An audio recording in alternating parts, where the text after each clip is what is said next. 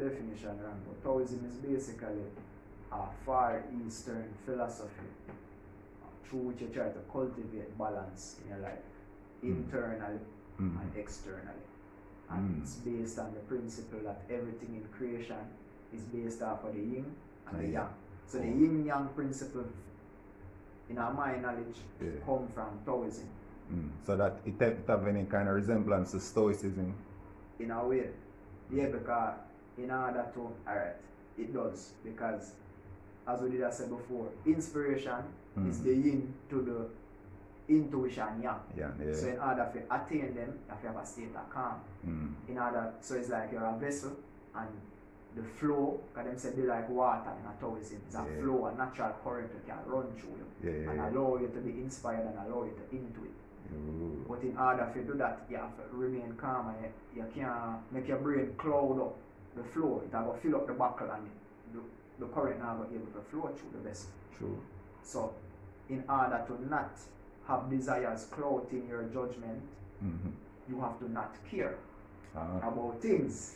Or meaning that you can apply, you can care about them, but you can't make them have emotional reaction from you. Yeah, you have to allow, you have to make the feeling pass and go. So you can't hold on to it, and that is Stoicism. Stoicism is a part of the philosophy of Stoicism is not caring about worldly things. None at all. So you think that a kind of thinly veiled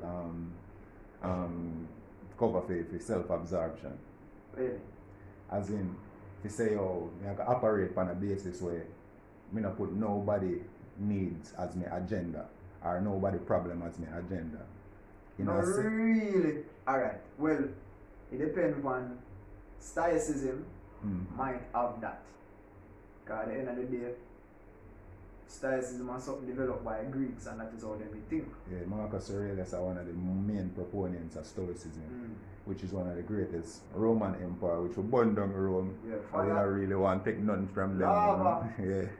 But he's one of the main proponents of it, and him never so popular with him people, because you can imagine if a man live him life as a stoic, we don't care about other people's problems. No, for cut, but to me that is an extreme. Stoicism then would be an extreme. You think it would have better for society? You think Stoicism better for society? No, aspects of it, because I feel like Stoicism in that regard imbalance. You can't not care or not try to do things physically. Like physical needs of yourself and people, it have to be done.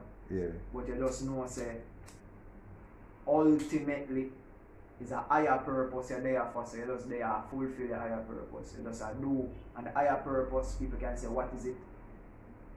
It's hard to tell what it is, but those who live by it, them just a vessel, brother. Them a try to do the best they can do, you know, but them don't emotionally attach themselves to them actions. This is why even in Hinduism, them say try to eliminate desire. Hinduism and Buddhism, them say you try to eliminate desire. And you're supposed to do actions, and you're supposed to do good actions, but you're not supposed to depend on the fruit of the action. Like, you're just doing the action because you know say it's the right thing to do, as opposed to necessarily trying to get back something from doing. At them time the desire come in. But that's what religion basically is, you know. Within the realm of religion, there is no action without reward. But and then at the end of the day still, that's why I say emotional attachment, the emotions is not the fullness of how you feel about something. Contrary to popular belief. So I can feel emotionally about something, but I know say there's a greater fullness. True. You see me? So people can know say boy them to live and them to live good, and according to the laws of creation, them supposed to in some way, shape or form be getting rewarded. But that don't mean them hold on to the rewards. That don't mean say them they expecting it and waiting for it, or them they are fret panic. Them just know say this is the principle of creation. So eventually they go get certain blessings from what I don't know, so they can't watch it. Just have to do the good and just trust say good will come forward to I. And the trust is not a blind faith, because we see it in a creation. The thing is that sometimes we have to look on creation for what it is and not for what we want it to be. Because you have to know say, you have to know say sometimes the good way I go do, he not come back to you in your lifespan. He might come to your picnic, he might come to somebody else, but it will come back eventually. Just like Bob Marley cut Jack Fletch and the tree we have work sake and Bob Marley works. And the tree we give thanks for certain message of Bob Marley teaching. Exactly. So, but what if there was no reward at all? What if we just do things and no say we just do it? As in, you know? From the perspective of an atheist who believes that there is no afterlife. So if an atheist do a good deed, probably the best deed can be done. Because it's done by a person who don't believe in reward. But what is the reward? Because why an atheist would do something good to feel good in himself without... Probably must say I'm going to do it just because of the right thing to do. Yeah, but that's because if he don't do it, he's not going to feel good. Can feel like he must do the right thing. So maybe that itself is the reward. Is the reward. So everybody get the reward. Yeah, that's some way, shape or form. Yeah. It might not be a physical thing where you obtain, but it's an inner peace. And that them accept, when you find that level of peace, you accept the level of how spectacular life is. You look on it from a perspective where you can make a day with a blue sky, but you still can make a day with a rain. It's an inner peace. Yeah. It's like just the same thing we have to have a same balance. I read a book, 7 Spiritual Laws to Success. Wait there we are. It talk about that same attachment to outcome. Yeah, and it talk about how it defeats purpose. You know, because but the scientists will tell us in nature a self-preservation. But the scientists are look on it from the perspective of the most degradable cultures we ever walk the face of the earth. We are talking about people who do things. It's people, because everything when scientists are saying in nature, you have people who naturally overcome the characteristic. So again, whether it be over time or not, naturally they did it. Because probably the society where them existing at the time, the nature they not gonna bring them far. Well, so then a man can make the argument say them pretend to be something else. No, but then you can make the argument say it's the one who saying that it's self-preservation is nature. Maybe that's not nature, maybe the environment that them grow up in. Self-preservation was the way where them live. True. So them naturally I say that self-preservation is everybody's natural state of being, which is not the case. Yeah, because that's all them know. Yeah. So let me ask you a question now. The concept of love we've been given is this whole selflessness and the willingness to die for somebody. Because you can't see the point of your life without that person.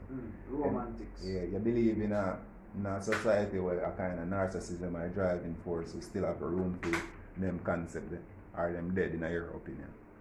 You always say anything that don't make sense to right? I'm going to check it and pray for it. It have a dead in my opinion. Even if other people have that opinion. True. Because meaning things like love. Yeah, you can love somebody and show your love and be head over heels. But then if you say you love the person so much that if they want left you willing to kill them. I don't love that there. Possessiveness. But only if one said them kind of thing there is love. Yeah.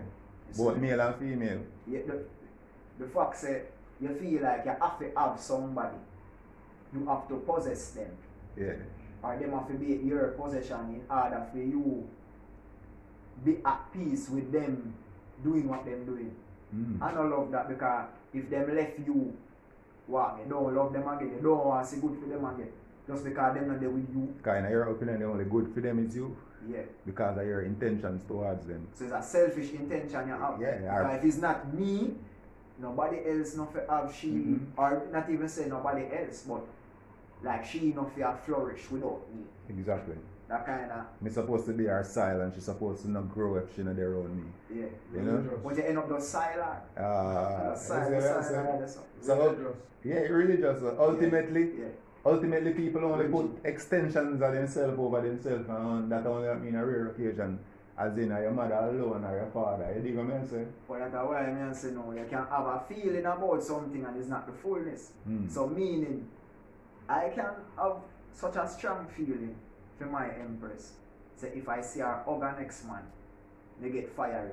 But I still can look at the fullness and say, yo, you know, I trust my empress. True. You know, say, You know what I mean? Like I can think it out and know say how I initially feel is not necessarily the fullness. If I really love somebody before me react in a certain way based on my selfishness, I have to love them enough to say, yo, let me try and see it from them side too. Let me try and see the fullness of it. True. And then, you know, you'll have a lot more love in the world. Real love. Yeah, so basically, you say you don't want, you can constantly see the world from your woman perspective just as much as you see it from your perspective. Yeah. Well, just loving people in general, this is not what we're not talking about like what people call love now between a king and a queen. We're talking about what people call absolute love with people. Yeah. How you deal with people if you say you love people is you try to see things from them perspective. Even if you don't agree with them. Naturally. So what you do this is hold a oneness with them. Are you trying to? But most people don't try to do that. They just say them and try to do it. But would you try to see the world from a girl perspective when not try to see it from yours even if you love her? Repeat the question. You try to see the world from a girl perspective when not try to see the world from yours just because you love her. Well, if I really love her, I have to show her say she not look on it from my perspective. And I have to show her say if she really love me, she have to try to look on it from my perspective, like how I look on it from the other one. So what if that no change our actions? Well, it depends on what comes from that. But eventually, if somebody is toxic or somebody end up having a negative impact on you, and them say them love you, them is the same person where we try not to be. True. So we have to step away from them if that be the case. So because I love myself like I love myself first. Not say more than even I am person, but I love myself first. Because I can't be the fullness of who I need to be if me not take care of myself. True. So if she is doing something that is taken away from me, and me I explain it to her and me I try to show her and she not accept and it a draw from it. Eventually, me have to cut. Because if she draw from me and me not have nothing else left, she not nothing to gain from me either. No, so the two of we just have nothing. So better we just left and the two of we just preserve what we can preserve. True. That makes no sense. That's why I see it still. Yeah. And one while I get in a whole heap of with a whole heap of people, I get in a whole heap of reason and them can't hide that perspective there, but it's because I say I have my feelings and I live according to my feelings. But ultimately, I try to observe it from a realm above my perspective and how I feel. I try to look on it from a higher level to see what is the best situation that can come from this based on the fact that I love this individual, I want to see the best for them, and I also want to see the best for myself. Naturally. So I have to look on it higher now and say, boy, if she, and I try all I can with she, nah listen, I have to move. That don't mean I don't love her, but I can't see self-destruction and run up in it. That makes no sense. So ultimately, that love there with Jesus come show up on the cross, as them say. As them say, when put the world over himself. Yeah. That don't really make no sense, because we're not wired like that. But if you think about Jesus still, Jesus is not mankind, we are mankind, Jesus an alien. As according to how them said. Yeah, because an angel, being father and virgin, while our parents did sex, you see me? So there's no way we can ever be like him. That's why I cite up the fullness through His Majesty, who born from a man and from a woman. Because why I say Rastafari. Say, I want to ask you about that, I don't know if we have the time to, but we can talk about that little. I just said it. Stefan is one of the most intelligent person to come across. Male or female. Hands down. Foot down, everything. See what I say? But at the end of the day. Put on my glasses for that one. Yeah. Looks smart. 5-star solemnly believe in the power of His Majesty and believe in His Majesty's divinity. No. I know. I am a friend, but I don't agree with but I still respect the perspective. So neither one, the ones them know exactly where you come from or why you look on it the way you look on it when you give the ultimate respect and the ultimate honor to His Majesty. That's a great question at a holy palace. Yeah. I say fundamentally, our sight is majesty. Yeah. You have a divine essence, sealer, almighty, irrator, creator, Yeah. a divine intelligence, the logos through all things manifest. All things manifest through the laws of oneness. So to me, like what love really is supposed to be is an emotional manifestation of oneness. Yeah. So the oneness that is in all creation, that no matter what happens in creation, everything is one, everything impact each other. Yeah. Love is supposed to be an emotional version of that. Yes. You're trying to express your oneness. Follow support. So now, through the oneness of creation, everything in creation manifests according to certain principles, certain laws, and those laws are supposed to establish oneness. Yes. Yes, sir.